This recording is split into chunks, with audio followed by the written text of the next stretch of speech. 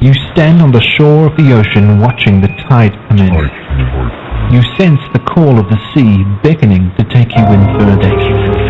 You step forward little by little, not knowing what to expect, but expecting more.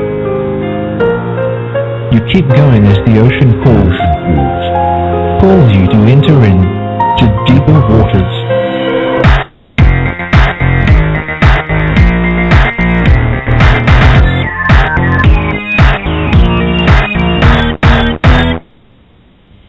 Hello everyone, and welcome back to the Deeper Waters podcast. I am Nick Peters, your host today. Ali and I are just getting back from Atlanta. We had a very good week together, and I'd like to remind you also that this Monday I will be doing a live debate with Matthew Ferguson of Adversus Apologetica at 7 p.m.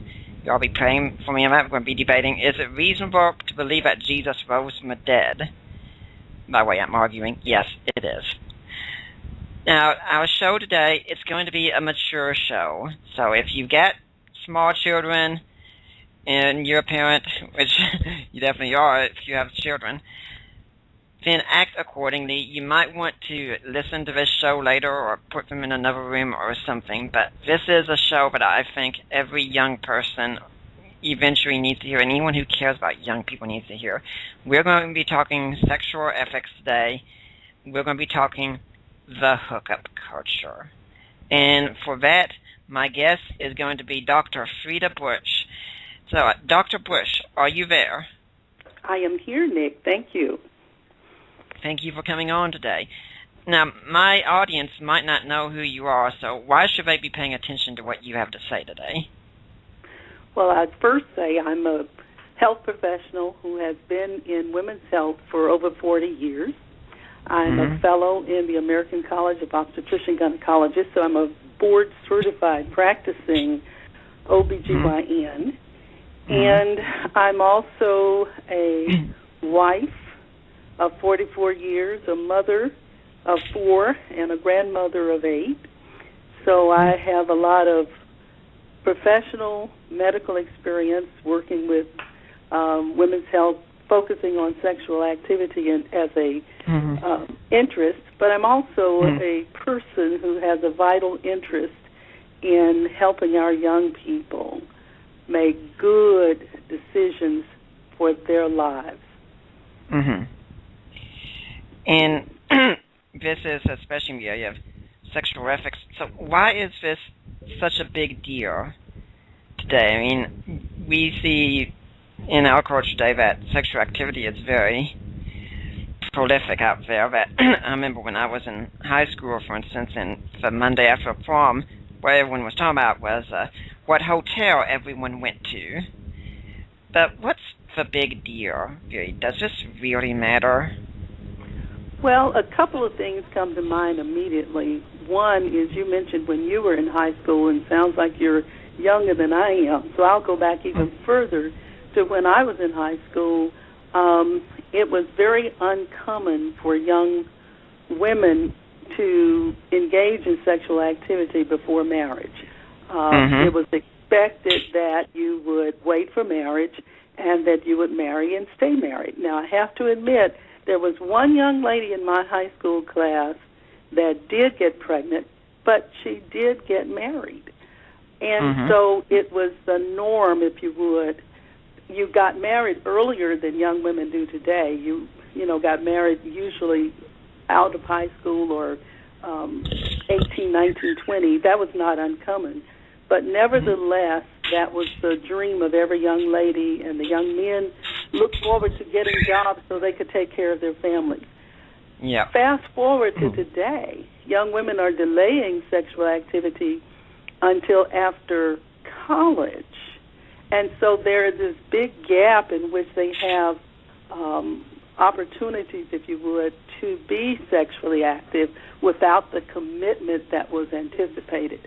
And I don't need to go into the social issues that brings forward, including increase in sexually transmitted diseases, increase in out-of-wedlock pregnancies, and the implications economically that brings with increasing in poverty, in just a number of issues, poor attainment of education. So that, to me, is the issue. We have gone from a culture that valued marriage and commitment. We valued family traditional units, if you would, mother, father, raising their own biological children. And we've now gone to a culture that seems to value more individual freedom, and we're beginning to get consequences that nevertheless impact what happens to all of us. Now, and there are negative consequences for the individuals. Now, you'd said something, I'm wondering if you said something there, but you'd said that women are putting off sexual activity into after college. Do you mean they're putting off marriage into after college? Thank you for correcting me. I meant women are delaying marriage until after college. Yeah. Therefore, they're becoming sexually active with all of the consequences of sexual activity outside of a committed, mutually monogamous relationship. And that's really what marriage represents.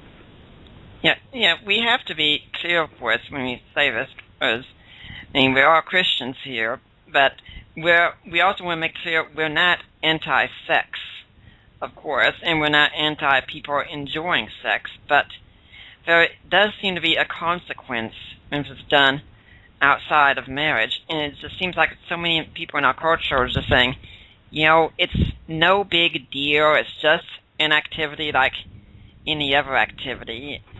So is it really a big deal? What makes this different from anything else?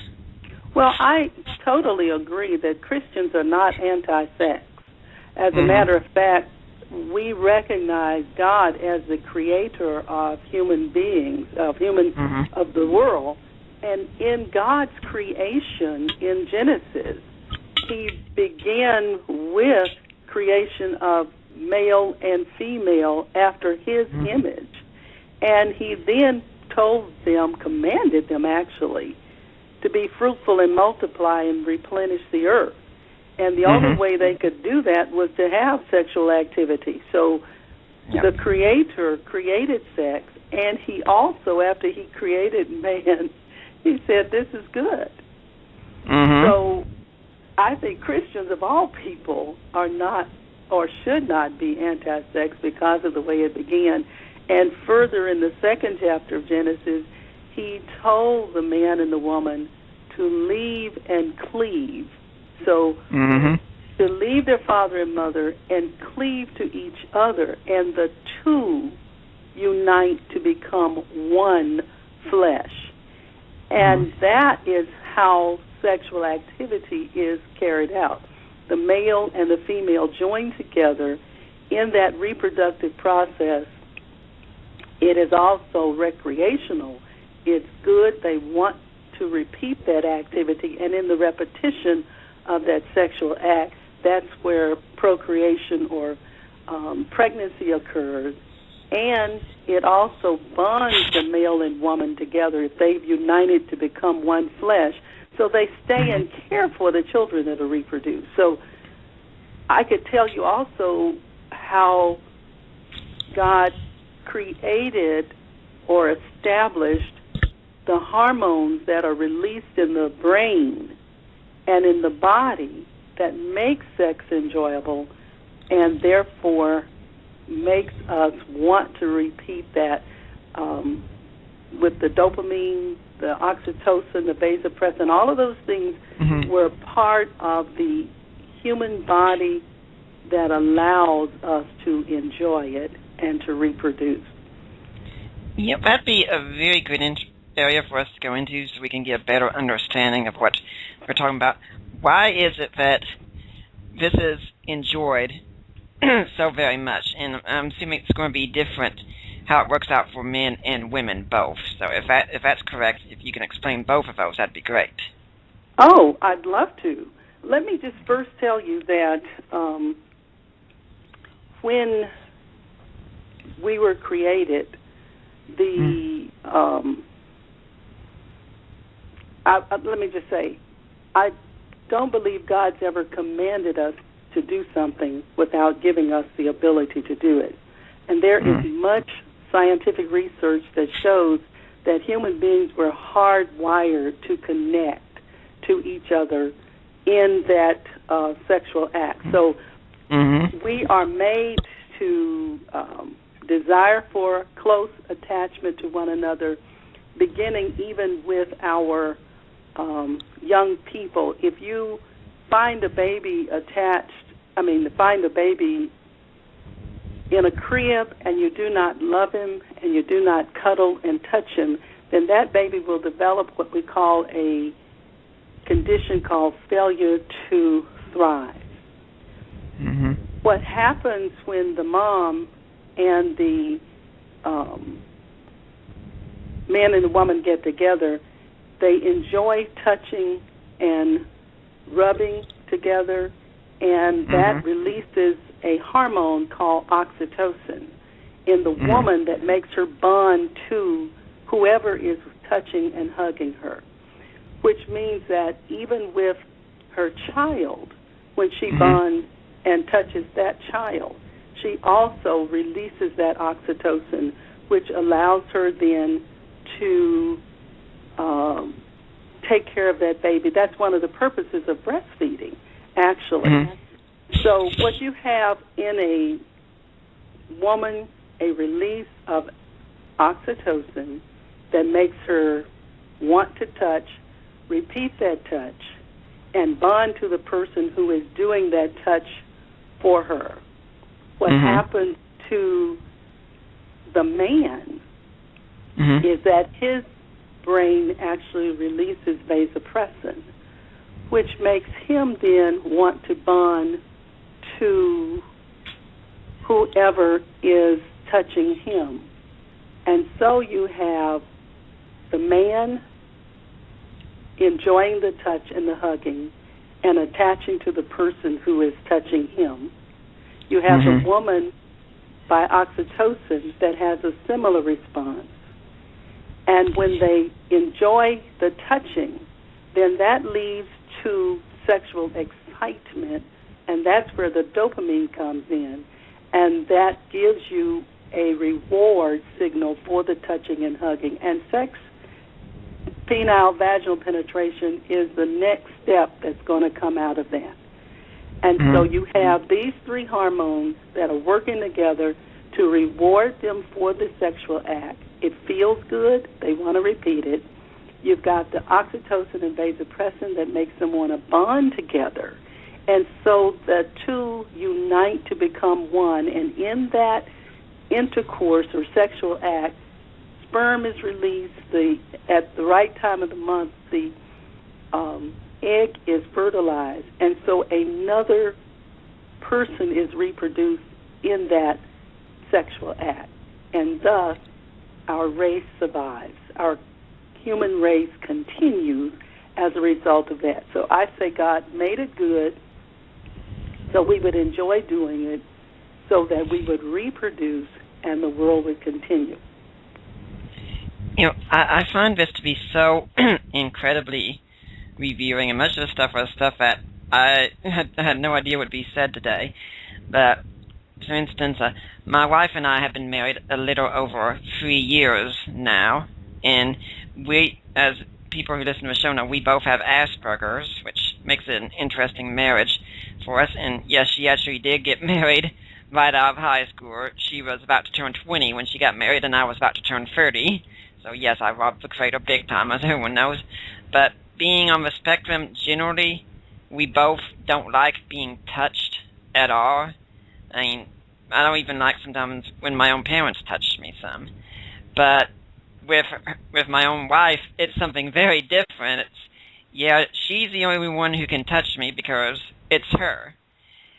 And at the same time, I can say that we do have that bond that grows, because I love my wife the day I married her, but being with her more and more over time, it just increases that love more and more. That bond just gets stronger and stronger, and that's the way it was meant to be. Absolutely, and that was the design of the designer. So when we touched and hugged in any meaningful way, we bond even to other people. So that's what I mean. Human beings are hardwired to connect to each other.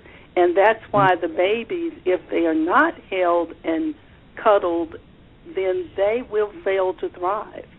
And it's a human characteristic that is made for us.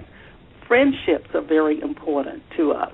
Yeah. Again, we are made to connect to other people. I think Jennifer Roback-Morse, a roofing student, that's how I found about you, has talked about how children that aren't loved in these kinds of situations kind of develop either attachment disorder or institutional autism, where they don't have the condition genetically, but they don't know how to connect with people socially because they've never got to experience this kind of connection. Is that correct? That is correct, and that's why we try to do what we call meaningful touch. You try to hold them and talk to them. The on-face position is a position that is very important for mothers and their children because as you are, whether you're breastfeeding or bottle feeding, you're looking at that child as you're holding the bottle in their mouth. Their eyes connect with yours, and you usually stroke as you are doing that feeding or as you're changing the diaper, and that, again, releases those bonding hormones into your brain and helps you to feel more connected with them. I just think it's so often important for us to understand, too, that those touchings are what we call value neutrals and the releasing of those hormones. So it doesn't tell you this is a good touch or this is a bad touch or this is a good person or a bad person. The brain is values neutral, and so it releases that hormone regardless because of the touch that is being done. And that's one of the reasons I say to parents it's important for you to put value in your children and to teach them rules of social conduct so that they can guide or help make discrimination about who touches them, when they touch them, how they touch them, because it's the brain is going to release those hormones regardless. Well, there are so many more questions to ask right now. I think I'm going to go ahead and take a break already because I think the next question I have will really open things up a bit. So I'm Nick Peters. I'm on the air with Dr. Freda Bush. Today we're discussing sex and the hookup culture. We'll be back after this break. Join Unituber and Army Girl for Christ as they discuss spiritual warfare, spiritual preparedness, the end times, life issues, and personal and spiritual growth. That's www.truthradionet.com, truthradionet.com.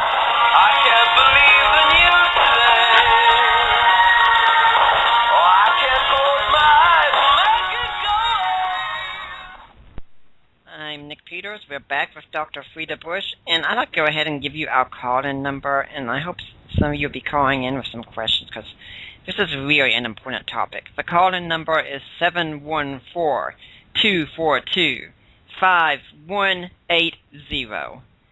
Now, Dr. Bush, you were talking about how important it is to form connections and to form friendships, and of course, for friendships, I mean, it's good to have multiple friends. We know that. So I can hear someone out there saying, well, if it's good to have connections and it's good to have multiple friendships, what's the big deal then about sex? I mean, that would just help us connect to each other, won't it? So shouldn't we be out there encouraging people to have sex?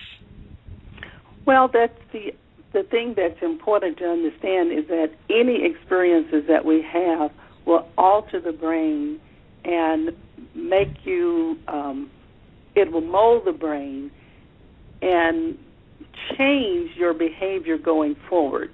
So, for example, one of the things that we don't understand is that the brain is not fully mature until the mid-20s. So your ability to discriminate between what is appropriate, what is not, to make judgments, to be able to see long-term into the future, is not fully developed until the mid-20s. So if you start having sexual activity, sex is a very powerful activity. It is going to connect you or attach you to that person, whether you want to be attached to them or not.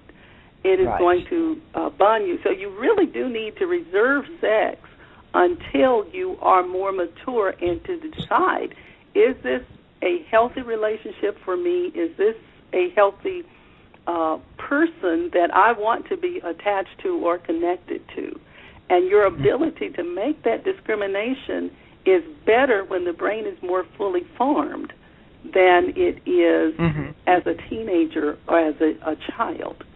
So what we now know from PET scans, MRIs, and other brain studies, imaging, that the brain continues to develop from birth until that prefrontal cortex is fully formed in the mid-20s. And at that point, you're able to make not just decisions about, you're better able to make decisions about judgment, seeing into the future, doing abstract thinking, seeing beyond what is obvious, planning for the future, understanding rules of social conduct, and you are, I would say you make better decisions at 25 than you do at 15, and you make better decisions at 15 than you would at 10 or 5, simply because the brain cells are better developed. And our life experiences molds the brain until it finally sets in its adult form. So that if you start having sexual activity when you are a teenager, or if you are, even younger, then it's going to have an effect on you regardless, and your brain will begin to see that activity as normal without you being able to make the discrimination as to the effects long term. So some of the things, let me just tell you, some of the things that happens to a young person when they get involved, I say prematurely, in sexual activity, it affects them emotionally as well as physically. So sex is not only a powerful experience to the body, the touching and rubbing we've talked about earlier that feels good, but it's a powerful brain experience as well. But when you are having sex, all of you is involved. It's not just a physical act and feels good, let's do it, but it involves the body, the mind, and the spirit. And so you've got to consider that young people who get involved sexually are more likely to become depressed, more likely to become involved in other behaviors such as drugs, alcohol. It's usually, it's not an uncommon combination. More young people who get involved sexually active don't have long-term, mutually monogamous, committed relationships. So the more partners you have, the more you mold your brain to begin to accept that behavior as normal. And so it impedes your ability to be able to commit to someone when you're ready. You're more likely to get involved in multiple relationships. Even if you cohabitate, you're less likely to be able to form long-term relationships. And so it's not just you deciding you will or will not do this, but your brain becomes molded and actually set in that as a normal activity, not recognizing. Let's just say that your goal is to eventually be in a healthy relationship. Your goal is to finish high school, finish college, get married, but you start behaviors at 14 or 15 that don't lend you that to materialize, because you're actually establishing a pattern in your brain that's different from the goals that you thought you were going to achieve. Let me just give you an example. I had a young woman in my practice who was 14 years old. Her mama brought her into the office to get on birth control and to teach her about condoms. And when I took her sexual history, found out that she was had started having sex when she was 12. Oh, and already she had had 14 different partners.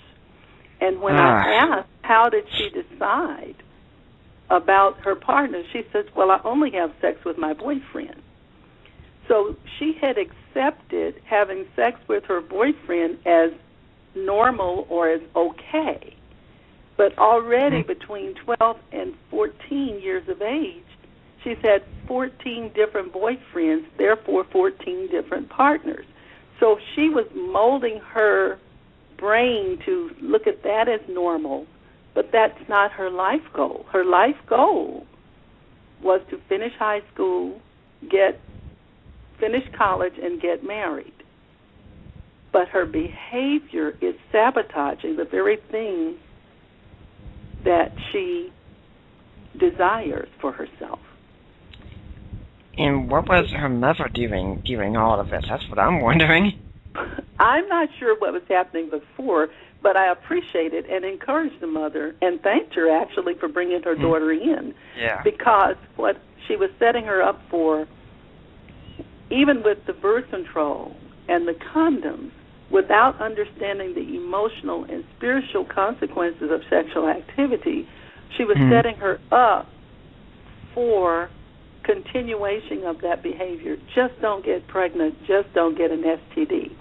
So it gave me an opportunity to explain to her, the mother, that the physical prevention of pregnancy is a wholesome objective for a 14-year-old. And so we could put her on birth control. We could explain all that to her. The wholesome prevention of sexually transmitted disease with the use of condoms also had a benefit, but neither of those was going to affect her behavior long term if she didn't also help her to understand that she needed to delay sex until she were in a more committed relationship, because she could rewire and reestablish a different behavior in her brain.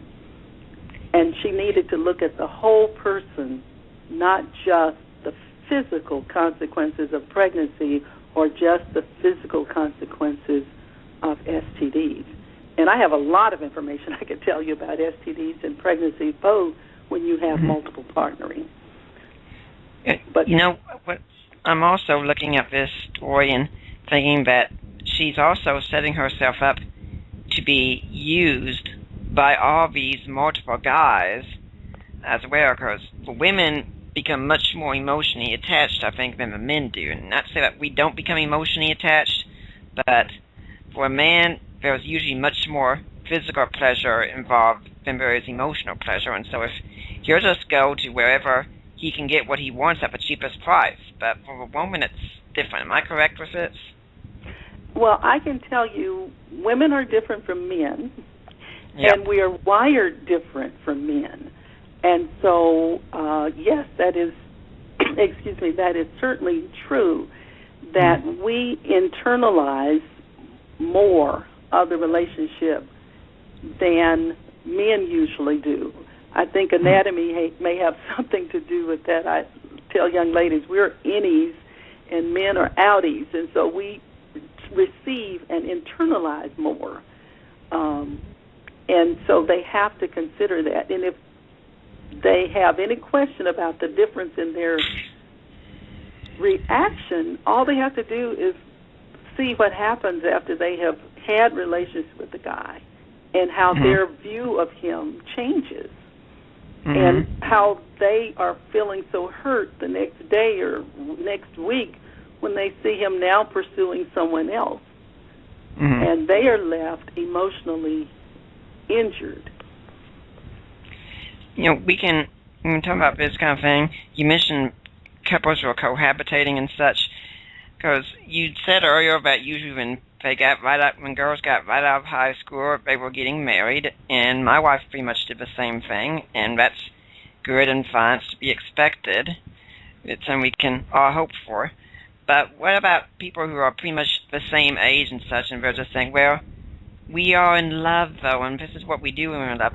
We're cohabitating. We're going to get married. It's no big deal then. What do we say to them?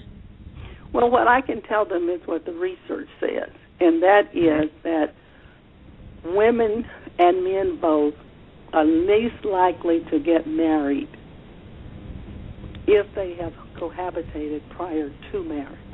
And they're the higher divorce rate for those who have cohabitated.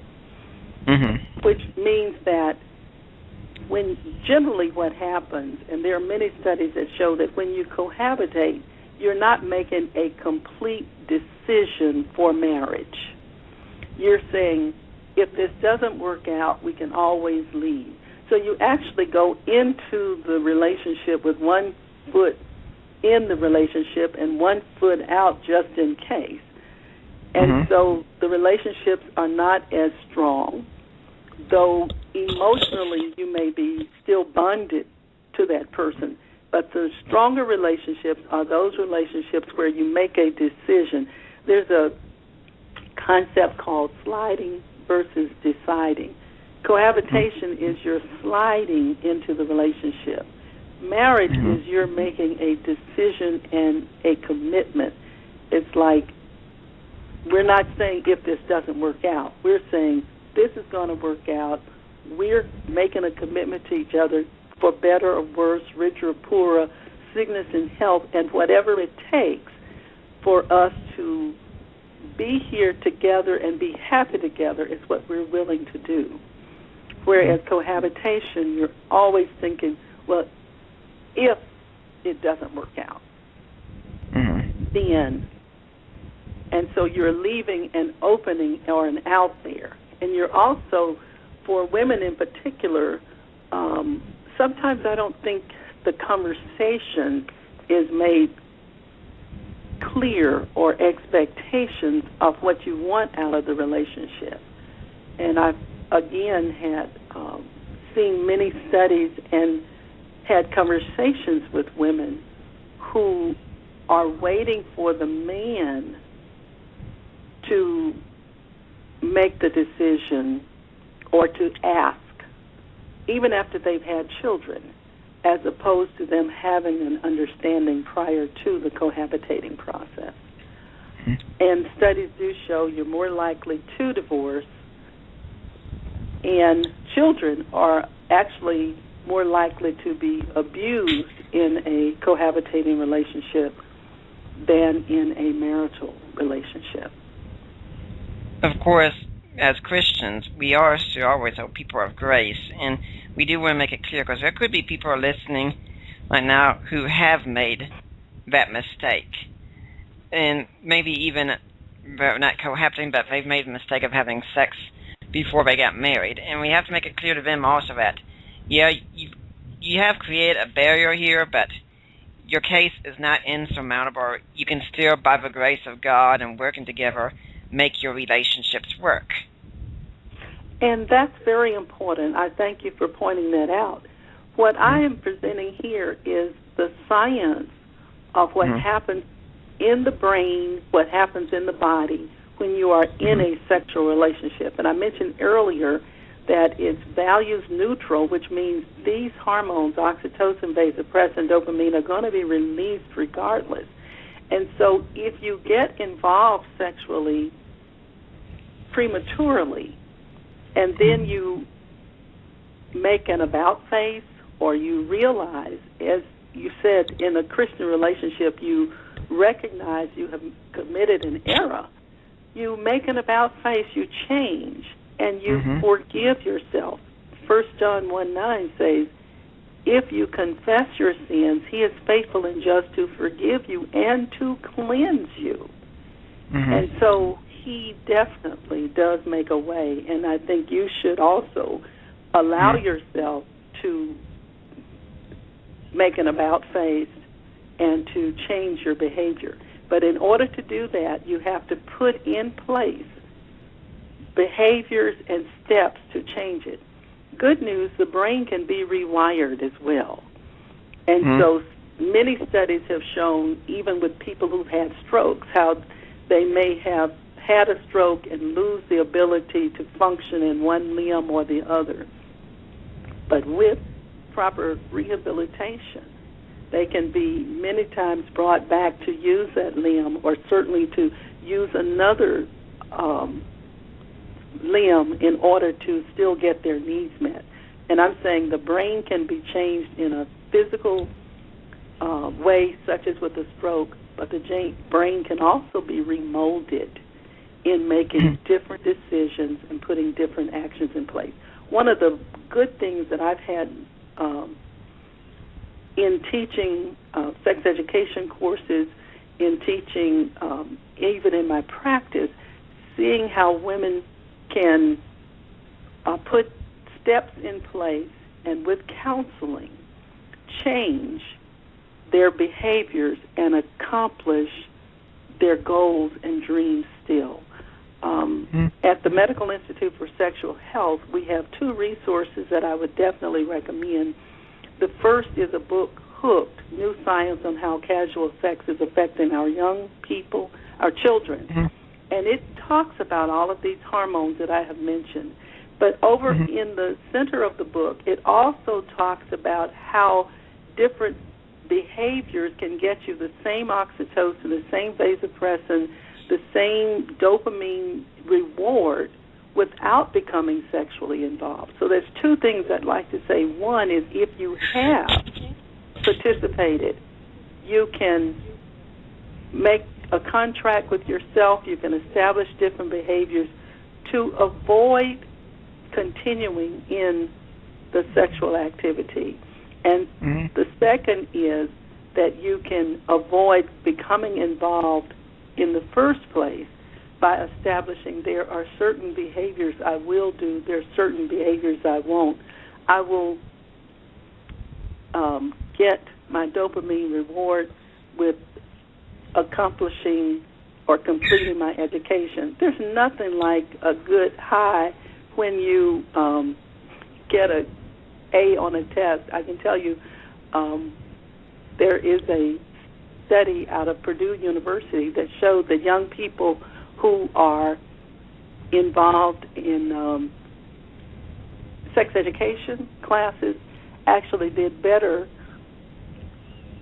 on their standardized test for high school graduation than the young people who were not involved in the sex education classes or the abstinence classes. And the rationale or explanation was that the same discipline, self-control, delay of immediate gratification that you had to put in place to achieve academically were the same behaviors that did you well in your personal relationships as well. So, Nick, I hope I'm making that clear. That you can remold your brain by establishing different behaviors and putting in place those steps and those character traits that can help you accomplish that. And go ahead, finish up, Rick. And I was just going to say, and if you have already participated in those behaviors, you can make a different decision and establish different behaviors. We're going to take our second break. We're talking with Dr. Freda Bush. My name is Peters. This is the Deeper Waters podcast. We'll be back after this break. It's here, the official Rock Radio mobile app. Listen to your favorite Rock Radio programs on your iPhone, iPad, iPod, Kindle Fire, Android smartphone, and tablet. The best thing is, it's absolutely free. Download it now from the iTunes or Google Play App Store, or get a link at our website, cyiworldwide.com. Rock Radio, Christian radio that doesn't suck.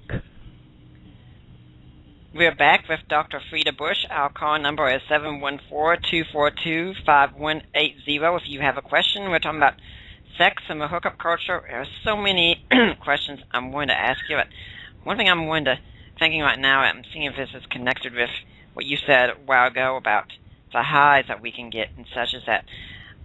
Before we got married, I wasn't really exactly the most confident person always that there was. I was having to learn how to be more assertive and such. But I know it's just a few months after we got married, all of a sudden I'd had this change around in my attitude. It wasn't because I'd learned or studied more. All I could figure was, it's because I've gotten married since then. And that, well, in the past, what I was doing for work was kind of my vindication. My vindication at that point for one who affirmed. And so what women sometimes lose track of, I think, is the power that they have with their husbands or the men in their lives, that they can give them that same drive to succeed in the exact same way, the dopamine high. Is that kind of what you're saying also? Well, I think when you have compatibility with someone, that's why I counsel young women is looking at more than just the physical activity, looking at the physical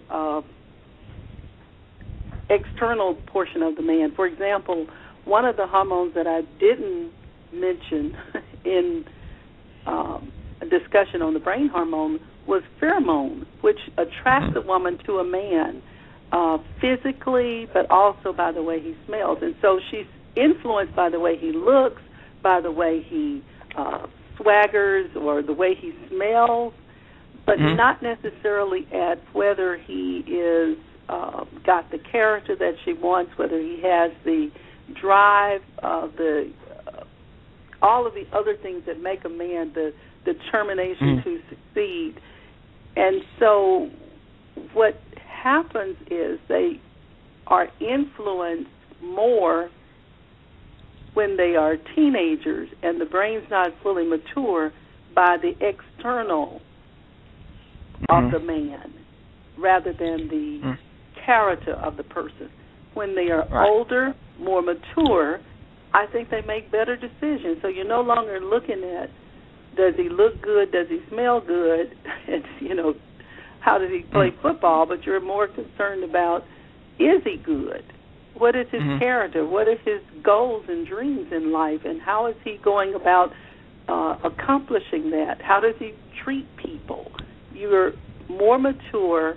That prefrontal cortex is giving you better able to judge the true character of the man.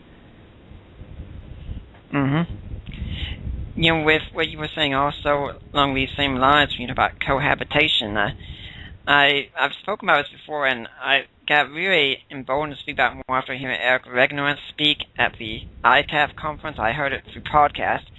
And he said pretty much what women are doing is telling men what they're worth. It's usually in a relationship, when does sex happen? It happens when the woman wants it to happen. Because if it happened when the man wanted it to happen, things would happen a whole lot more frequently. But the woman pretty much controls it. And so if a woman has sex on an easy basis outside marriage, or even just in cohabitation, she's actually lowering herself, unfortunately, even without knowing it, isn't she? She is, and she is also more vulnerable to all of the altered self-esteem issues, the sense of betrayal and abandonment, the guilt, the shame, all of that emotional baggage that she is now carrying with her. So not only has she lessened her value in the sight of the man, but in her sight. And I think that is very important. I just was talking to a group of young ladies recently who had read the Cosmo magazine's article about having sex on the first date. And they were trying to evaluate, is this a good thing or is this not a good thing? And in that discussion, neither of the girls had any desire to be cheapened or lessened in their relationship with the young man. But yet, there was that potential. They all admitted if they were, quote, unquote, considered too easy, then the guy would not value them. Mm-hmm. And so when you look at what their long-term desires were, and most importantly, how they would feel about themselves, then they each decided, really, it almost didn't matter what the magazine said. I have to make this decision for myself. Yep. There's a term that we've used here on the air, and we know what we mean by it, but I don't think it can reflect any sort of reality, and that's casual sex. Can there really be such a thing, quote unquote, as true casual sex? Sexual activity involves all of you.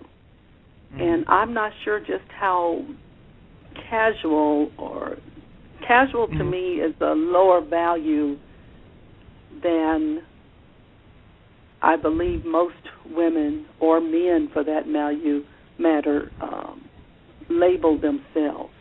So it's almost like, do you want to be considered cubic zirconium or do you want to be considered a diamond? Most people would want to be a diamond of value to themselves. That's what the self-esteem is about, as well as value to others.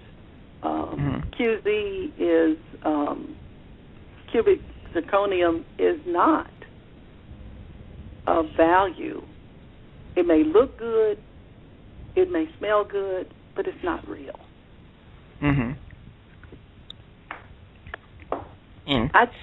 I just think... Oh, go on.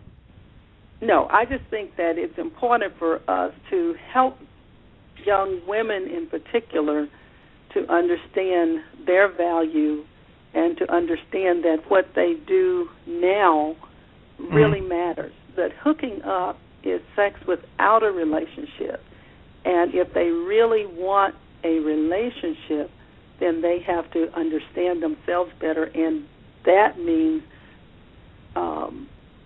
delaying sex until you have gotten to know more about the person.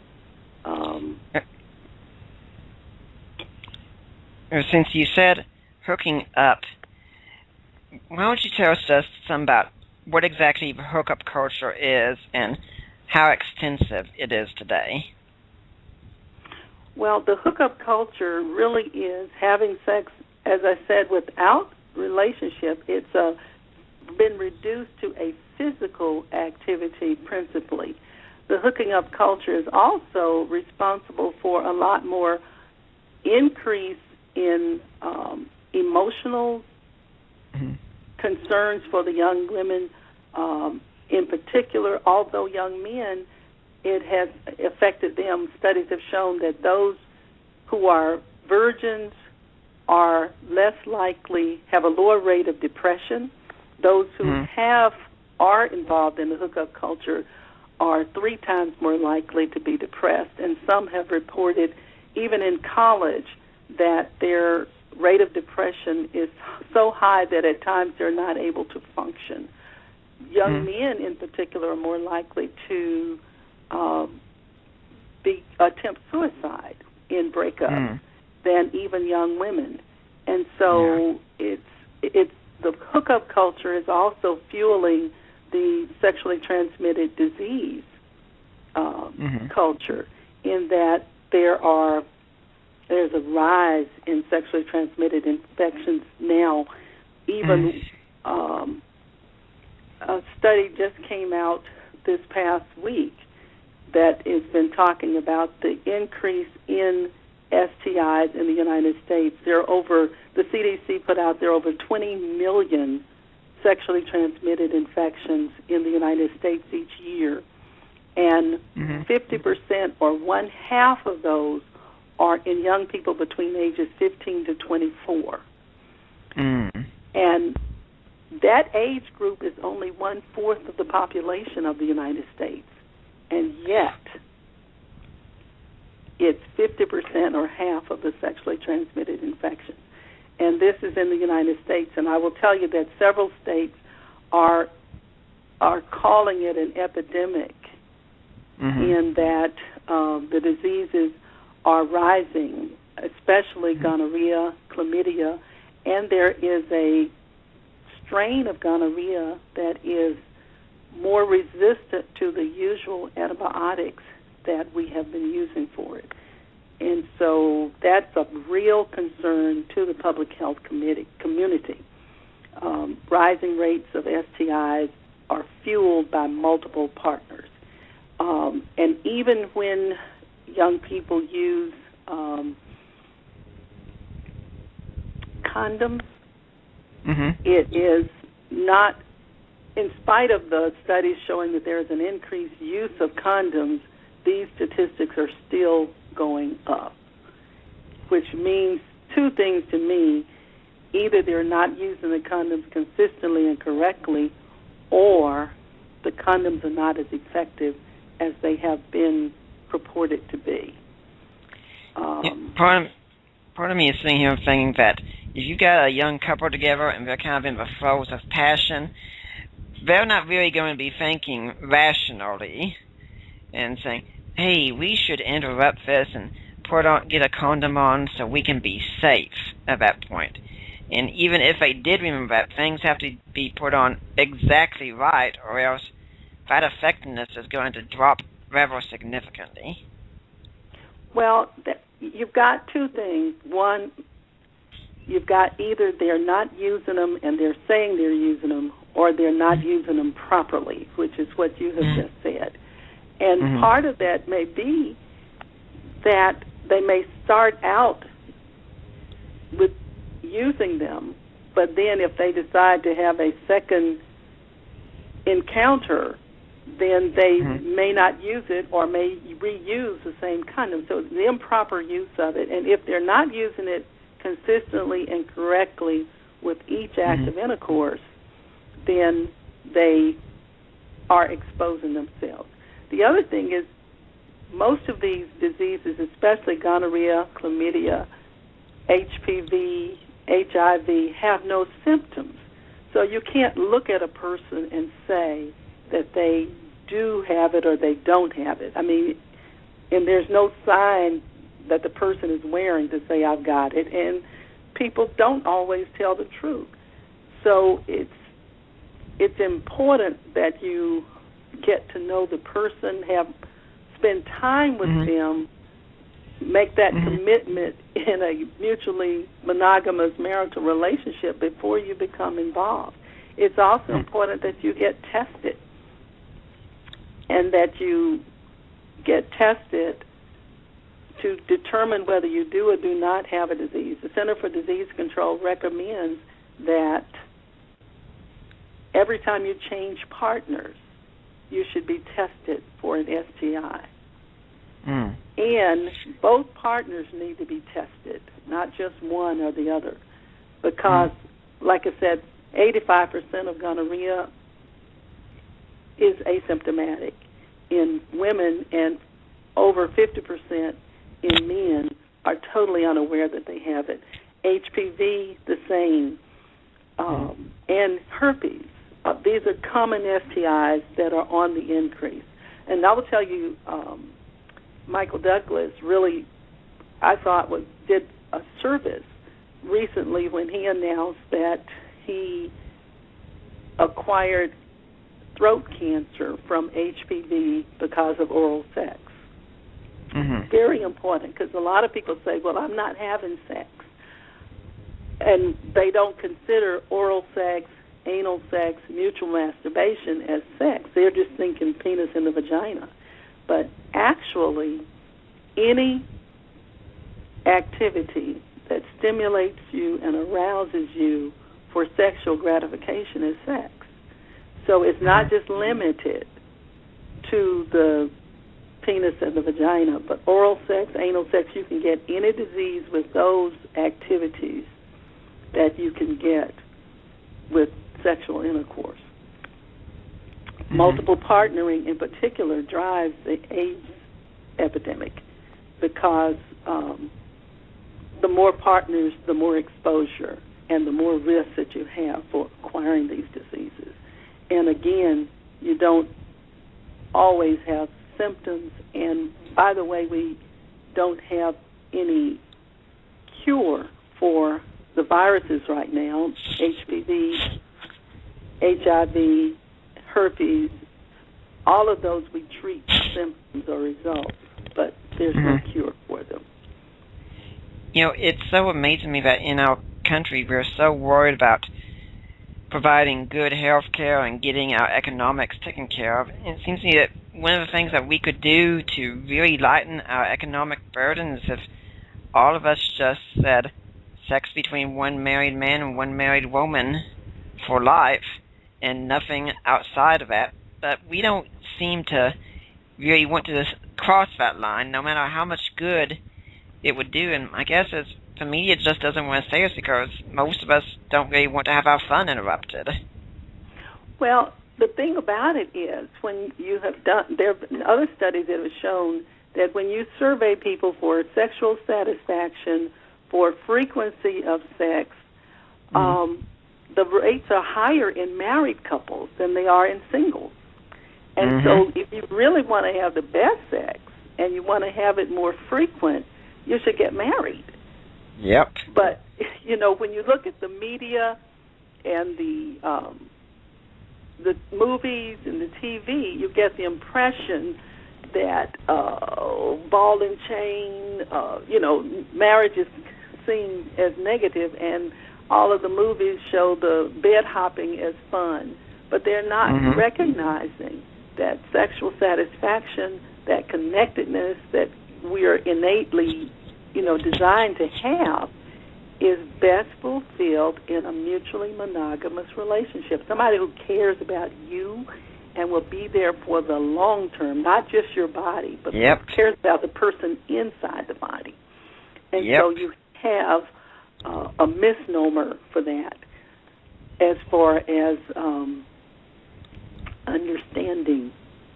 Wait until you're in a committed, mutually monogamous relationship, and you'll actually have more fun, you'll have it more often, you won't have to worry about STIs and all of those other consequences, if you would. And the economics you mentioned just now shows that two-parent families have higher economic income. They have the children do better physically, emotionally, spiritually when they are raised by their biological parents. And these are not just my studies. These are studies that are done at other institutions that verify this. It also shows that the children are less likely to be involved in juvenile justice system. They achieve a higher education level and therefore can really become independent of the parents when they are raised in that respect and are taught those values that will help them achieve their goals. Okay, we're going to take another break about halfway through our program. I'm Nick Peters. Our guest is Dr. Freda Bush. We're talking about the hookup culture. Our call number is 714-242-5180. We'll be back after this break. Check out CYIWorldwide.com. CYIWorldwide.com. Home of Grok Radio. Free music downloads, advice, prayer, and support. CYIWorldwide.com. Do you grok? Are you tired of the same old corporate Christian music on the radio? Check out Music Surge on Grok Radio, playing Christian music that doesn't suck. Download episodes now at CYIWorldwide.com. And we're back with Dr. Freda Bush. I'd like to let you know, if you are listening in here next week, we are going to have Dr. Hardy Ordway coming on. She's a professor at HBU, and she's going to be talking about literature and apologetics. It should be an interesting show, and HBU is certainly becoming an up-and-coming excellent place to get a very good education, especially with Christian apologetics. For now, though, we've got Dr. Freda Bush in here having a very revealing discussion on the hookup culture. Our call-in number is 714-242-5180. Okay, well, Dr. Bush, we've talked about STDs some, and that would also include the problem of teen pregnancy, but let's suppose we're sometime in the future here. We've found a way we can treat all these STDs, STIs. They're no problem. We can prevent pregnancy easily. If there's any physical damage due to sexual activity, we can do corrective surgery. We can do all this supposedly low cost, easy, quickly. So would that eliminate all our problems? And could we then go, okay, now we can have all the casual sex we want, or would there still be problems with it? Well, I would love to think that there are no consequences to what we do, but unfortunately that's not the way it works. Sex is a whole body experience. I mean, all of you is involved in the sexual act. And so mind, body, and spirit. And so regardless of whether you think there would be no consequences, if you just eliminated all the physical, ideally, let's only have children when we want them. Let's not have any sexually transmitted diseases at all.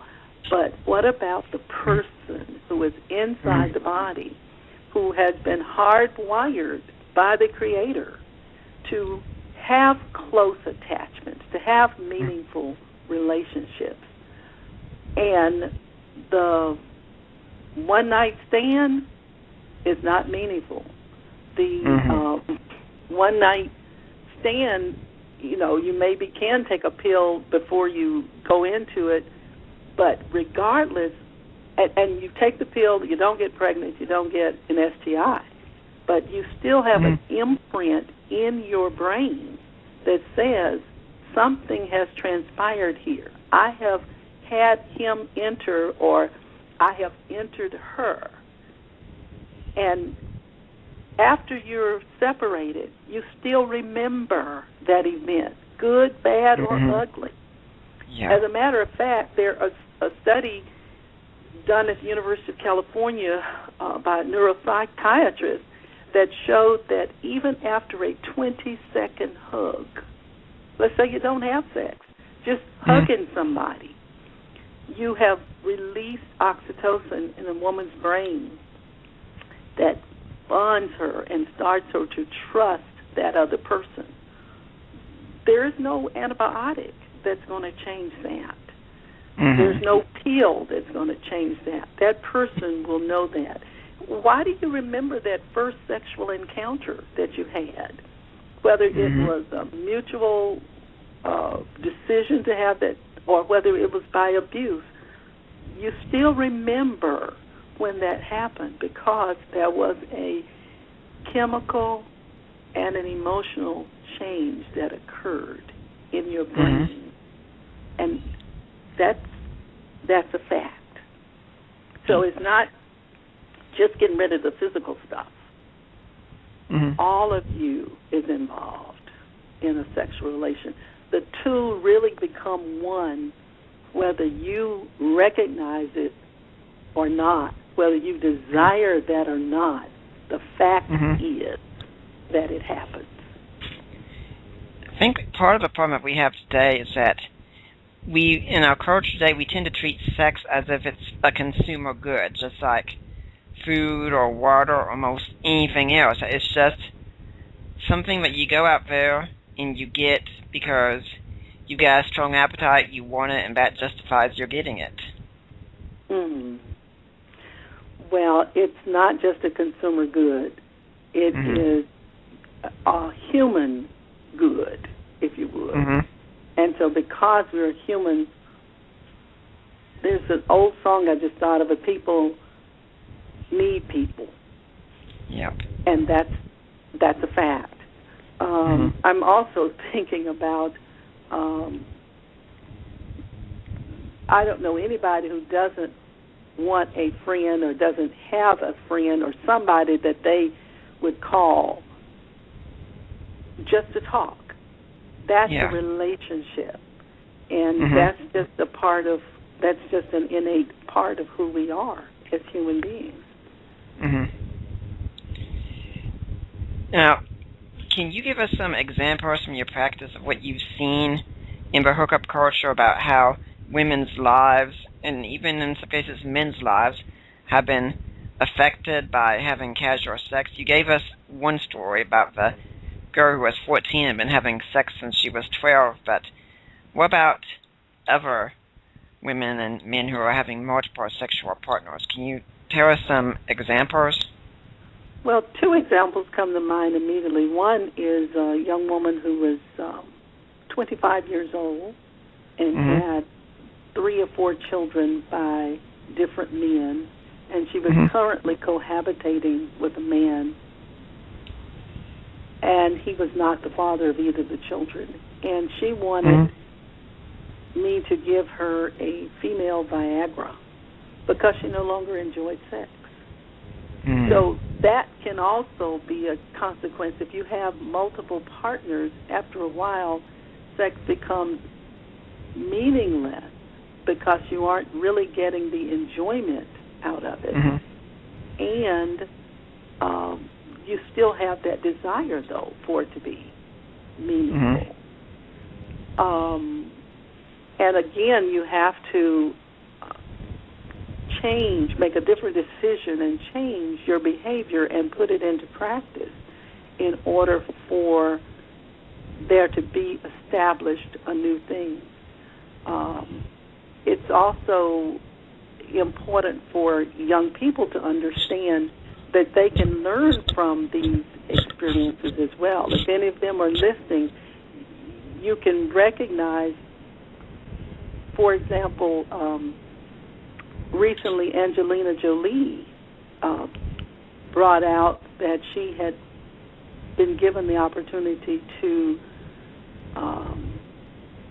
live with her boyfriend beginning at age 14. Yet when you look at the number of different partners she has had since age 14,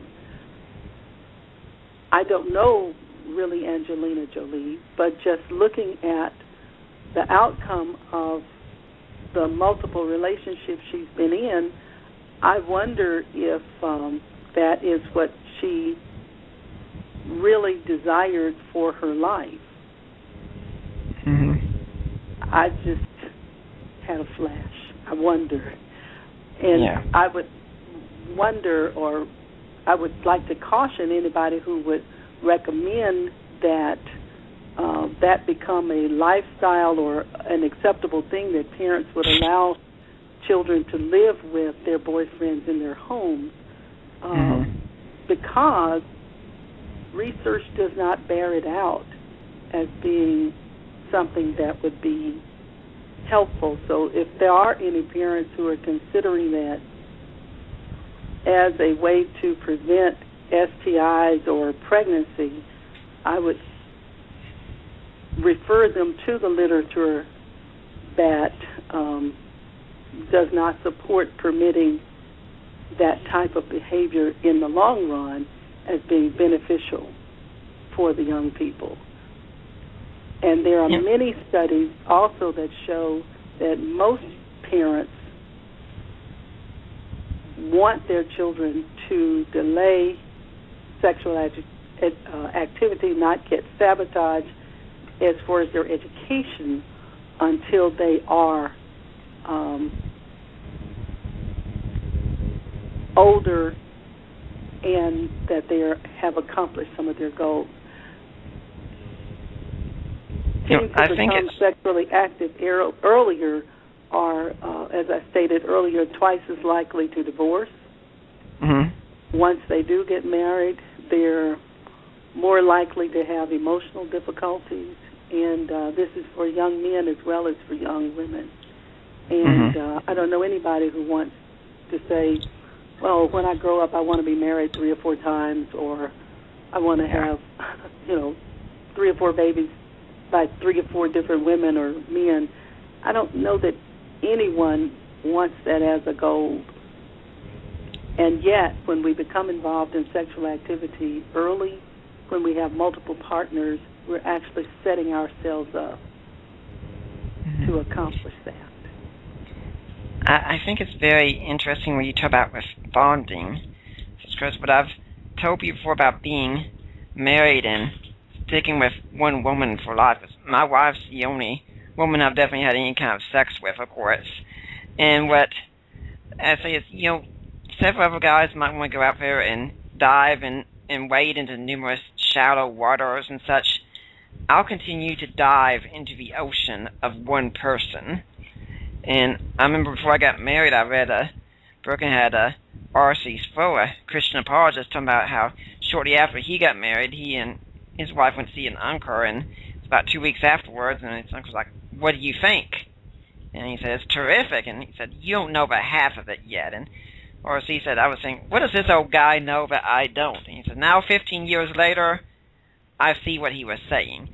And I think part of that is, with married sex, the bonding stays there, and things just do get better and better over time. But if you treat sex casually, the bonding goes away, and things get worse and worse because you keep trying to see like if each person can give you a better high than the other person could.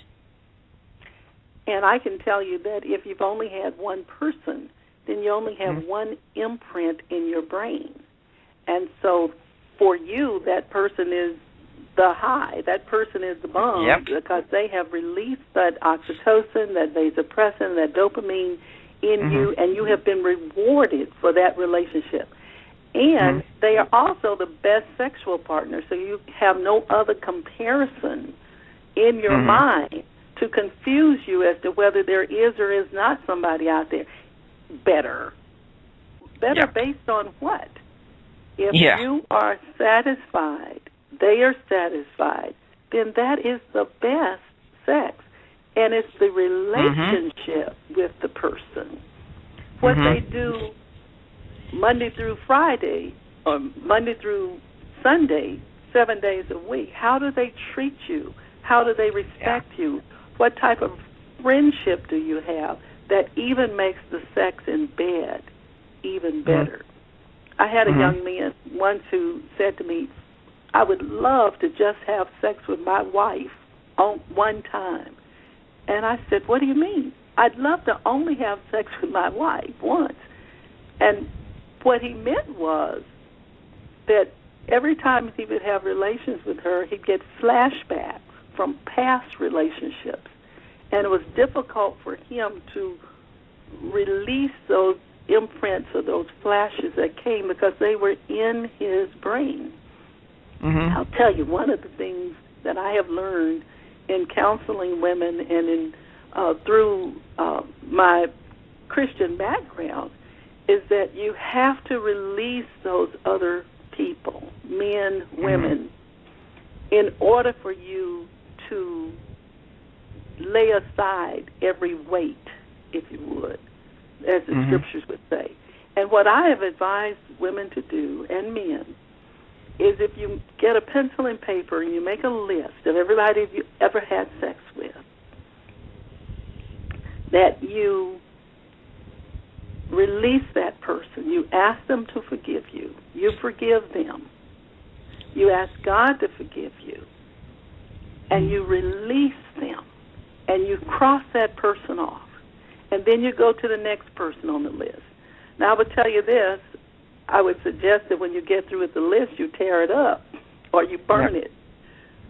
But I've had so many people tell me how much freer they feel when they go through that exorcism, if you would. They don't even realize they are carrying all of those images and carrying all of those people with them until they let them go consciously. And that way they're freer then to enjoy the relationship that they are in. Dr. Bush, we've got someone who looks like they're calling in wanting to ask a question. You ready to take a caller? Sure. Okay. Caller, you're on the air with Dr. Bush. Yeah, how you doing? How are you, sir? Oh, not too bad, not too bad. I just happened to be listening in, and I thought I'd give you a call. I had a situation. I'm a born-again Christian now, but I wasn't when this took place, over 20 years ago now. And I met up with this woman, and we began going out. And it was a very intense relationship, basically sexually. The only problem was that she would not leave me alone. Like I was in a situation where I was boarding at a home, and I also was renting a spot to do work in.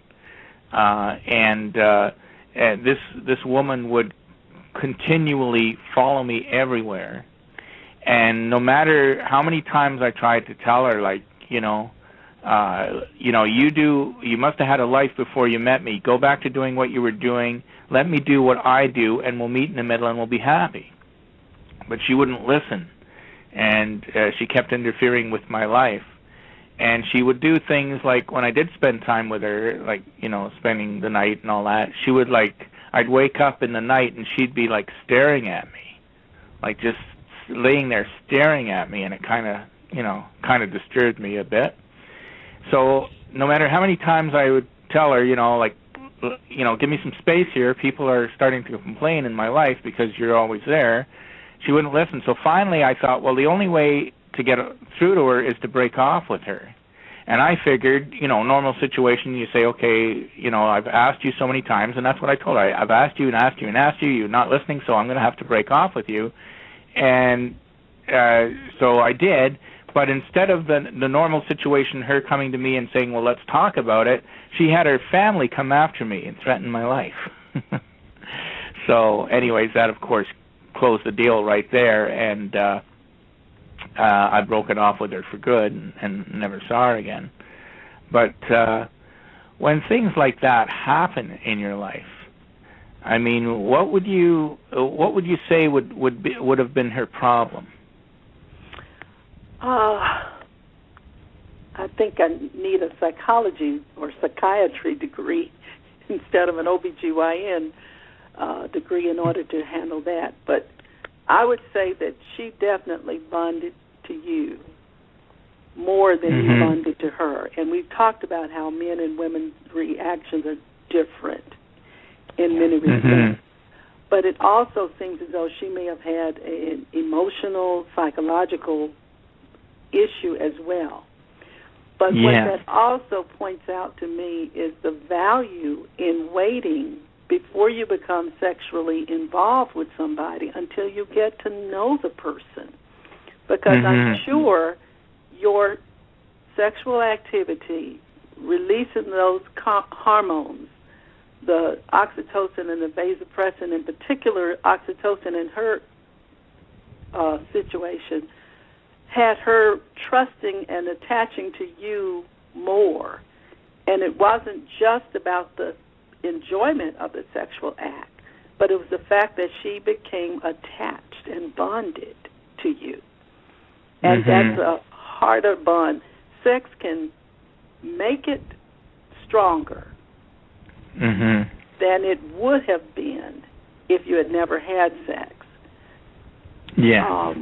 And therefore, I'm saying your example just really encourages me to continue to advise young people, wait to have sex until after you get to know the person.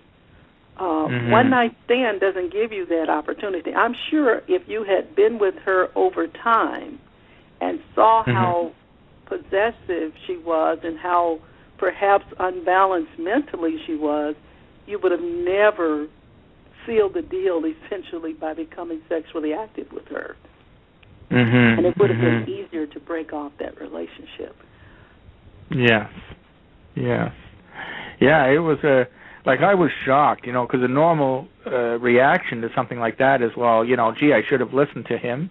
He asked me to stop hounding him. I wouldn't listen, so now he's broken off with me. I better smarten up. But her reaction was getting her whole family and threatening me. Well, of course, that was insanity right there. And then she had the nerve. She was standing there as the family cornered me in the middle of the downtown area where I lived, and threatening me. And then she said, "Well, I had nothing to do with that." And I looked at her. I said, "How could you say you had nothing to do with it when you were standing right there with them?" you know. Well, and I'm sure if you had gotten to know her personally or personality and all that better, you would have made a different decision as far as becoming sexually active with her. So that would certainly be something I would encourage any listener on this call. I say to the young women, get to know what's in their big head before you go to below the waist to find out what's in the little head. And if you don't like that, then you don't go any further. You don't go below the waist. Yeah, that is so true, you know, and I learned it the hard way. Now, I mean, that was, 20-odd years ago. I'm a born-again Christian now, and I'm married and have a wonderful relationship with my wife, who is also born again. And, everything's very well balanced in our life. Well, I can tell you, by you being a Christian, you could probably sing the song "Amazing Grace." I once was blind, but now I see. That's right. And so now I see. Amen. And I hope you're able to share your experience. I mean, I'm not saying give details, but able to share your experience with others, and especially if you were working with young men, you could tell them about your experience or warn them about getting to know the whole person and not just that one body part, because the hip bone is connected to the rest of the body. Yes, that's so true. Yeah. Sounds well, like I would just like to say to any young person listening, get to know the person properly before having any intimate relationship with someone. Get to know them. Get to know that you want to spend the rest of your life with them, because that's really what it's all about, finding that one true mate, that soul mate, that you can be with for the rest of your life, and having a balanced relationship. It's not just about sex, or it's not just about, whatever. It's a balanced relationship in where both partners have a goal, and that goal is worked in so many different areas in our life, and we're as one in that goal, and we come out together as a partner in life, and that's where it's at, and with God, that is a big possibility, and it should be a stronghold in the relationship, having God in the center of that relationship and following His direction and His word. Amen. Right. Thank you. Thank you, and God bless you. Thank you. Okay. Bye for now. Bye-bye. Bye-bye. Well, I'd like to talk about that a little bit more, but it's time for us to take a quick break, and we'll be back after this break, more from Dr. Freda Bush. Hey, this is Minister Grok. Thanks for listening. Although Grok Radio is free, there are costs to upkeep the website, podcast, and purchase Bibles and materials for street ministry. And while we are happy to pay this ourselves out of pocket, we will gladly accept any gift if you feel led to support the shows and our street ministry. You could send a gift or love offering through our website at cyiworldwide.com. Thanks for your support, and God bless. And we're back with Dr. Freda Bush. Our call-in number is 714-242-5180. I'd like to remind you that our show is indeed listener-supported. I don't get paid a single penny for what I do on here. Everything I do on here is just my own generosity, taking my own time and such. So please do consider making a donation to what is done here. And if you want to donate to me personally, you can go to my blog at deeperwaters.wordpress.com. There's a donate button. You can make donations to me through Risen Jesus. And you can make donations to me through Ratio Christi Issues and Answers. And Dr. Bush, before we go on, you'd also like people to know how they can donate to what you're doing, right? Yes, I'm with the Medical Institute for Sexual Health in Austin, Texas, and we actually, our website is www.medinstitute.org, and we provide medically accurate scientific information to arm parents and young people to avoid the consequences, if you would, of premature sexual activity and out-of-wedlock pregnancy. So we are trying to inform them on how to get their goals and their dreams achieved without the consequences of premature sexual activity. We are not just I would say, a sexual health organization, though that is our name, but we are looking at all health aspects and medically accurate scientific information with studies and with information to help them make the healthiest choices for their lives. And I should point out also that this is some worth point. Our own guests who come on here every single time, they are taking their own time to do this. I'm not able to pay them anything. They do this out of their own generosity, and so please respond with some of your own generosity. Now, this last caller we had, Colin, I thought it was a very interesting story because it does show that women do tend to bond much more emotionally than men do. I mean, my own marriage, I know there is a strong emotional bond that shows up, but it's just a lot stronger with women. The guy was able to say, well, I think I should be able to move on, and she wasn't willing to take it at all, and had a very, very strong negative reaction at the thought of not getting to be with the guy. Was that your take on it as well? That was my take on it, and a lot of times they think that casual sex is just all pleasure and enjoyment, and that nobody's going to be hurt or anything like that. But there's no such thing as victimless casual sex. There's no such thing really as casual sex, because the whole person, body, mind, and spirit, is involved in the sexual act, and you're not going to be the same once you leave that relationship.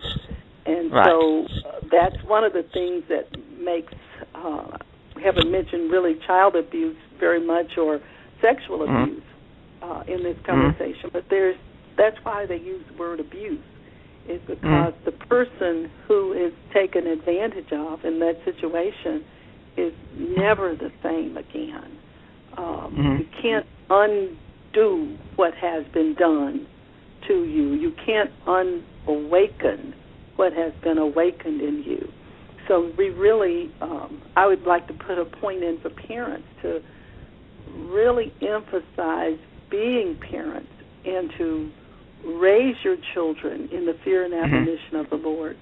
There are studies also that have shown that when taking surveys of young people, who influences them the most is parents, more than their peers. And even though we haven't talked very much about media here, even more than media, if you have established values for your young people, standards that you want them to live by, and especially if you're modeling the behavior that you desire and expect from them, they're going to listen to you.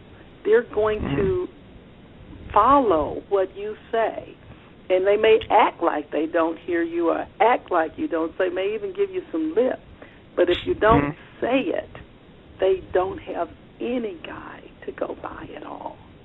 And so parents, I would just definitely say that you can't give in to what the different magazines say or what the different Hollywood stars say.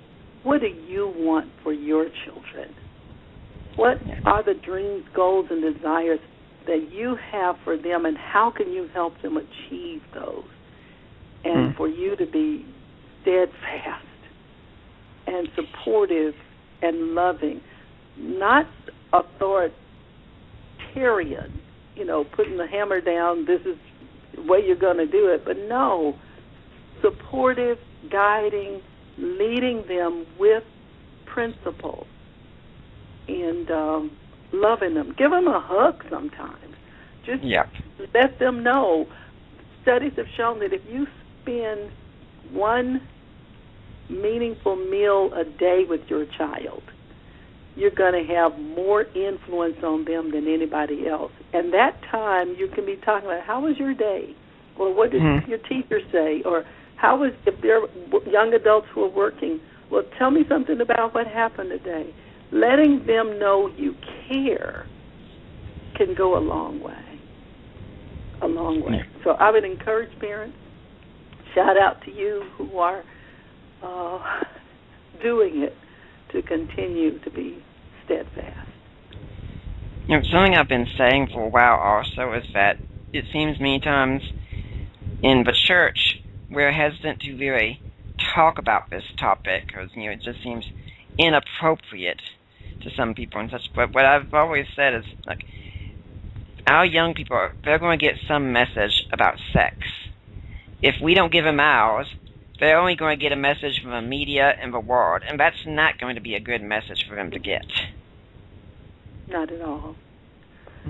I agree wholeheartedly that when you started out in the conversation, you were saying people think Christians are not for sex. But I tell you, that is not the case at all. When you look at how sex began with Father God creating it and making it good and enjoyable, it has been taken and being perverted. But Christians of all people should be saying, this is good, and we should be supporting and making marriage look good by our relationships with our young people. So I would say the nature with God's, the hormones that I've mentioned, and with the fact that we are hardwired to connect to each other, that should take precedence over anything else that the world has to say about it. You know, the Medical Institute, I co-authored a book with Dr. Joe McElhaney, who is the founder of the Medical Institute, called Girls Uncovered, and it's talking about how our sexualized culture in America has left our young ladies vulnerable and uncovered, essentially, to all of the consequences that we've talked about, the STIs and the out-of-wedlock pregnancy and the abuse and misuse. And that, again, is not the way our culture started out. The mating of young adults was part of what was a part of a social atmosphere where young adults went to older adults and expected them to help them with the selection of their mates. And part of it was because the future of the race depended on it. But part of it was the woman's fertility can be injured by these sexually transmitted diseases. It's not always a guarantee that a woman will get pregnant, especially if she's had gonorrhea or chlamydia. And that is something that if you wait to have sex until you're married, a virgin male and a virgin female should not be giving each other disease. And so you're more likely to be able to reproduce and, again, for the society to continue.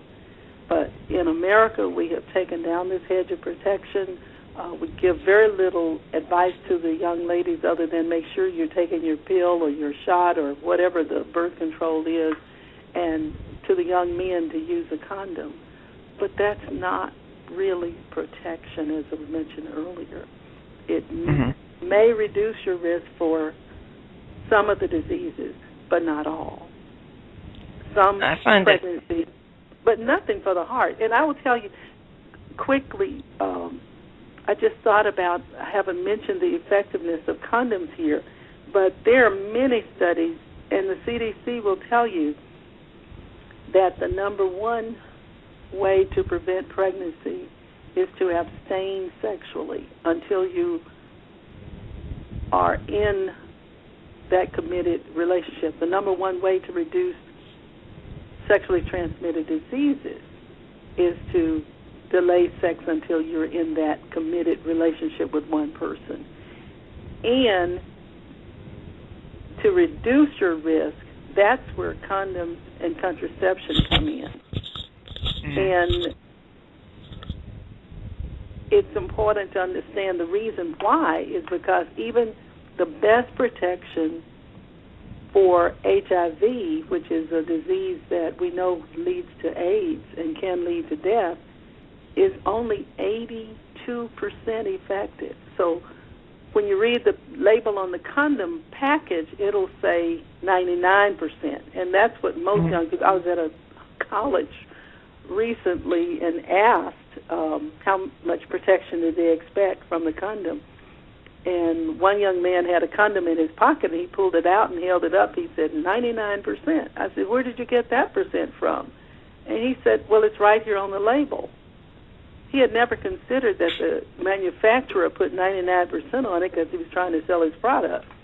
But the CDC says it's 82% effective, and that's the best that it has to offer is 82% effective. And I don't know anybody who would put their life on the line knowing that something would only provide them 82% effectiveness.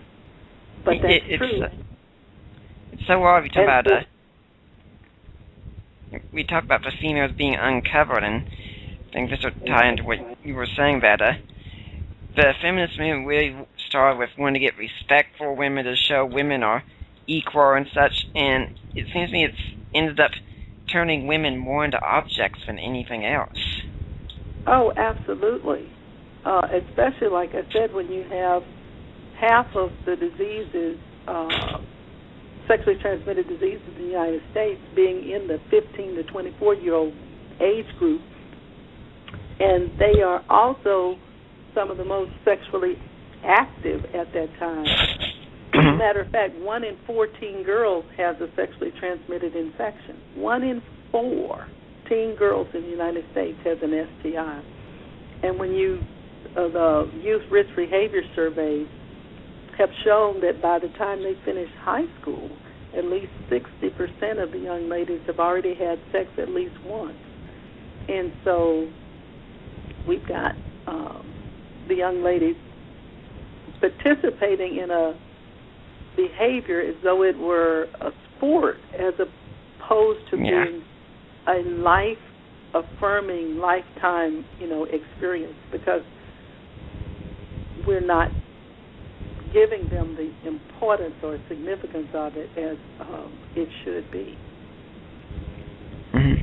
And that when women just give out sex so easily, they do ultimately turn themselves into objects. They do let themselves become just simply bodies for men, which is what they had set out to avoid doing. That even abortion, meant to help keep women from being just treated like an object, ultimately makes them an object. And I don't know that they really understand that, because when they do, they change their behavior. I had a young woman who had a PhD and had delayed a committed relationship until she was finished with all of her education. But in that time period, she had had 7 or 8 abortions because she was not ready for a relationship. And now here she is, got her doctorate, and is wanting a meaningful relationship, but she doesn't know how, because she has practiced delaying a meaningful relationship, but she didn't practice delaying sexual activity. And now she doesn't know how to have a meaningful relationship. And when you ask, do you think you could have gotten married during that time period and still been able to achieve your doctorate degree? And her answer is, looking back on it, yes. But we, in our world, are selling sex as a separate issue from the whole person. And that's where we've need to get back to this being a whole person experience. And you can't disconnect it. Mm-hmm. We left our young people vulnerable to simple things, and they're not simple. Or we're saying it's just a thing, or it's casual sex is okay, but it is not victimless. We've got a lot of walking wounded because we have not put it in its proper perspective. And as you say, whether it's reconnecting it for young women, who I do believe, and I'm not trying to be sexist, but I do believe if they raise a standard, the men will rise up to it. Yep. And I think it's important for the young men to also raise their own standards. Mm-hmm. I encourage young people to develop contracts with themselves. There are some things I will do. There are some things I won't do. And then when they go into a relationship with, whether it's a young man or the young woman, you make sure they understand. There are some things I will do, there are some things I won't do, and if they can't understand that, or they're not willing to understand it, then you have a decision to make right then at the beginning of the relationship, whether you will continue in that relationship or not. Well, we're going to go and take our last break. When we get back, I think I'd like to wrap this up on an important point here. So we'll be back after this break. Oh, yeah. Hey, folks, it's Will ZPI, and you guys got to check out CYIWorldwide.com, home of The Grok Show, free MP3s, music, advice, and even prayer support. That, again, is CYIWorldwide.com. Check it out.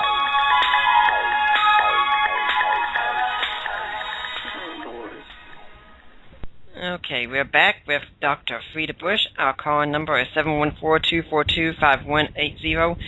We've been talking a lot about the mistakes that have been made and such. So why don't we, in this final section, talk about the healing process and the positive benefits more and more when things are done right. Because there are some people out there who I'm sure are listening saying, I've really messed up, I really want to get things going better. And there could be even some married people who are saying, you know, we've never messed up really, but this has taught us that we want to be handling our own marriages differently. So what can we say to these people out here who are listening who want to go better from here? Well, I would say the good news is that you have acknowledged that you can make a change. You have acknowledged, I should say, a repentance, which is really making an about face. Mm-hmm. And once you do that, not only do you have to say, Father, forgive me for I have sinned, but you now need to forgive yourself and stop beating yourself up about the past. Then you can set in place those behaviors that will help you achieve the very thing that you desire. Mm-hmm. You can, as I told the gentleman on the call a few minutes ago, make a list of everybody that you've had relations with and release them. Release yourself from the guilt and the shame. And even when your memory in your brain will bring it back up to you, you can speak to it and say, that is covered by the blood. And then you make sure that you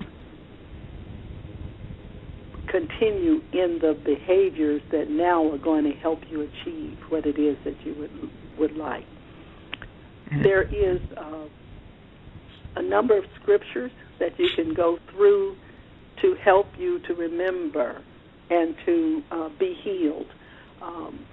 In Philippians 4 through 8, it talks about now what you will think on, these things, and that you will experience the peace of God as a result of this thinking, changing your mind, if you would. You can memorize scriptures such as 1 Corinthians 10:13 that says, no temptation has overcome you except that which is common to man. And the reason I say that is because you will be tempted again. Yeah. But you have assurance that God is faithful. So even when you're weak, He is faithful. And He said He would provide you a way of escape. Yep. And also in the 12th chapter, the first and second verse of Romans, it tells you that you are to present your bodies as a living sacrifice. That's your reasonable service. So when you consider that God is faithful, you confess your sins, He's willing and just to forgive you. And He's also, when you're tempted again, to provide you a way of escape. I mean, it's like He'll say, honey, don't go there. And you can recognize it is Him that is speaking. The devil's not going to tell you not to go there. And then you can say, I will present my body to you as a living sacrifice. And we can also say in the Romans verse, the very next verse, Romans 12:2 says to be transformed by renewing your mind. And that goes back to the Philippians 4 message. And it also shows you about brain molding. The fact that I spent the first hour of this presentation talking about how sex is a whole body experience, and it begins with the thought in your brain. But just as you can initiate a thought and set an action in place that molds that thought that leads you to the unhealthy behaviors, you can also do the same for the healthy behaviors. So the more partners you have, the more you set in place unhealthy attachments. You can remold that brain by changing your behavior, by first changing your thoughts and establishing a different pattern. Good news, the Lord didn't give you a command without giving you the ability to carry out that command. And that's the thing that I love about my Lord. I think also in marriage, we can say is that it's so hard to understand how this is different for each person in it, that men, I think, can too often make a mistake of treating their wives as just objects of pleasure and ignoring them a lot the rest of the time. And women, on the other hand, I think, have the problem that sometimes they can downplay how important sexuality is to a man and think, well, that's just all he wants. We can make a similar mistake, but in different ways.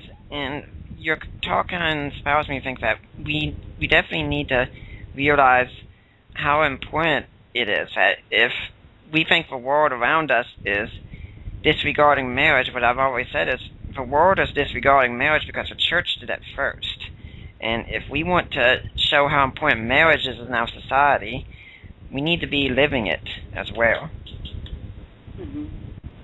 Well, I can tell you that my husband and I have been married 44 years.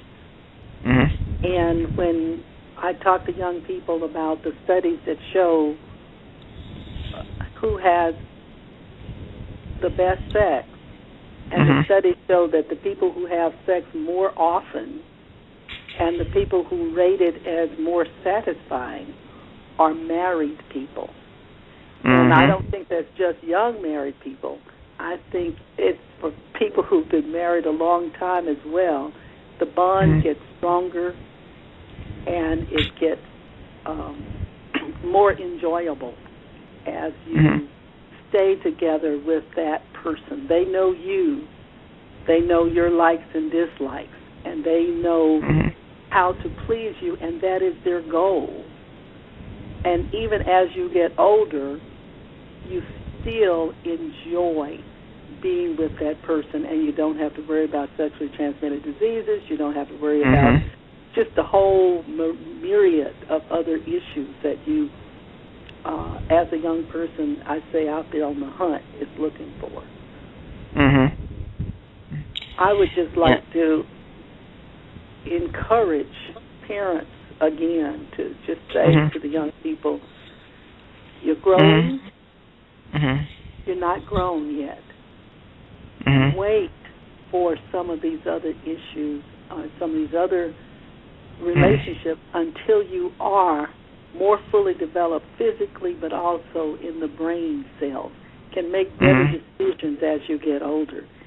Now is the time for you to be spending, completing your education. Get your dopamine high from succeeding with your grades. Get a scholarship to go to college because you concentrated on, achieving academically. Enjoy the emotional high of participating in sports, football, basketball, soccer, cheerleading, the drill spot, all of these things, or piano, music. It's not only soothes the soul. It can help you, again, get scholarships and the like, and enjoy. There's so many other ways you can get the reward and the satisfaction from the dopamine without becoming physically involved in sexual activity. And just get your education, achieve some of your goals and dreams before you commit sexual activity, which can really sabotage your goals and dreams and delay you getting what it is that you were created to achieve.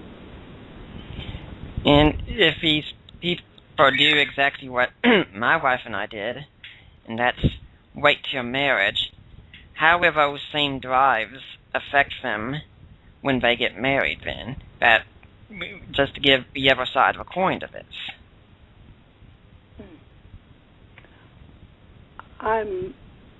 I would say that sex is more satisfying, again, is rated higher in marriage than it is outside of marriage, because, the person may or may not have your best interest at heart. And it's expected that the person in marriage cares about you as much as you care about yourself. So you got a whole different dynamics. And we know that those people who cohabitate earlier are less likely to get married, or if they do, they're less likely to stay married. There's a higher divorce rate. We also know that if you're not married, you're more likely to have multiple partners, and with multiple partners, you're more likely to get exposed to sexually transmitted infections or to get pregnant out of wedlock, and to have to make the decision whether you have an abortion or not. And there are a whole bunch of consequences associated with abortion, which we've not really talked about on this show so far.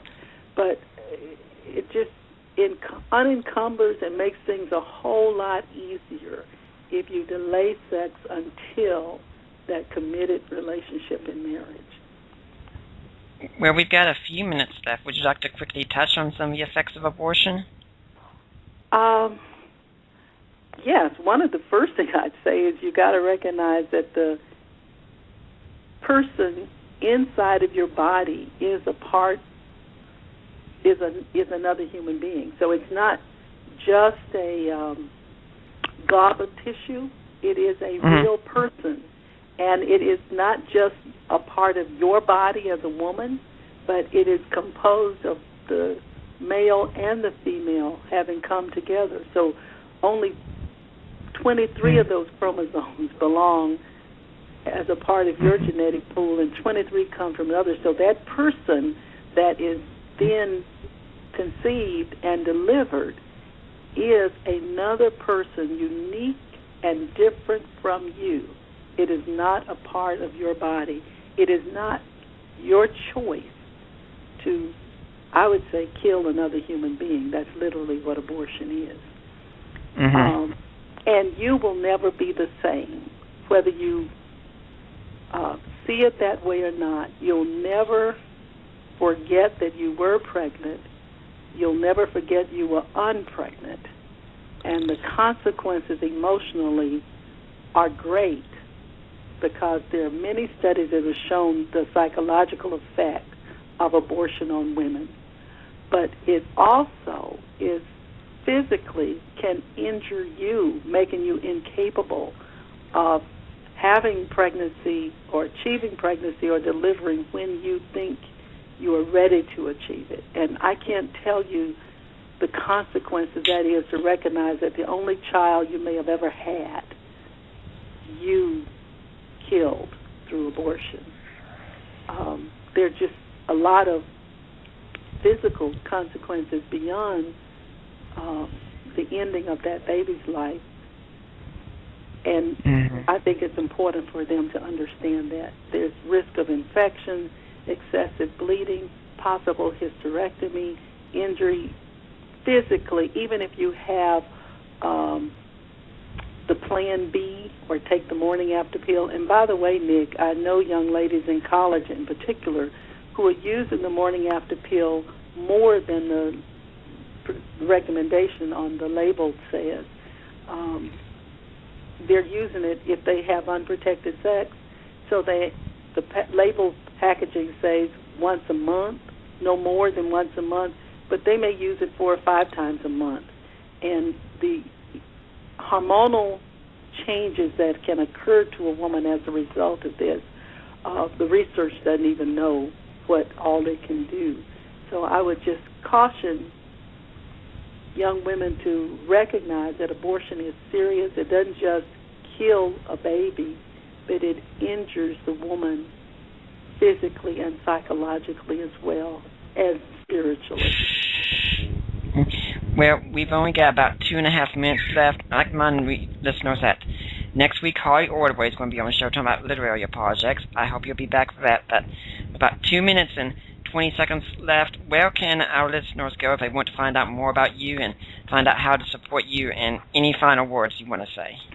Well, first of all, I'd say the Medical Institute for Sexual Health is the source of the scientific information that I've presented here. Medinstitute.org, medinstitute.org. We have, they can purchase literature there. We have pamphlets that can be used in schools or in churches that can talk about each of these activities. It talks about the emotional consequences. We got information on STIs as well as condoms, as well as information on parenting. We have the 2 books that I've mentioned here, Girls Uncovered, how our American sexualized culture affects young women, as well as Hooked, the book talking about the effect of sex on the brain. And each of those don't just leave you with the consequences, but also talk about how you can make decisions and set activities in place to achieve your desires, and how parents can help, how society can help, and how even health professionals can help. And that's medinstitute.org. And you can also go to that website and make donations as well. Well, Dr. Bush, I really want to thank you for coming on the Deeper Waters podcast, and I hope we'll see you back again here sometime. Well, I really do thank you for the opportunity, and I would just like to say that because it is so important that we understand that young women can make better decisions about their health, and we're not just sexual objects. We are, sex is a part of the whole person. It is made and designed to be enjoyable, and we want them to understand that casual sex is not victimless, and we want them to enjoy and get the best sexual experience in a healthy relationship. And Amen. thank you for saying that. And we gotta go at this point, but we'll be back next week, and I'll see you then. Thank you. Hmm.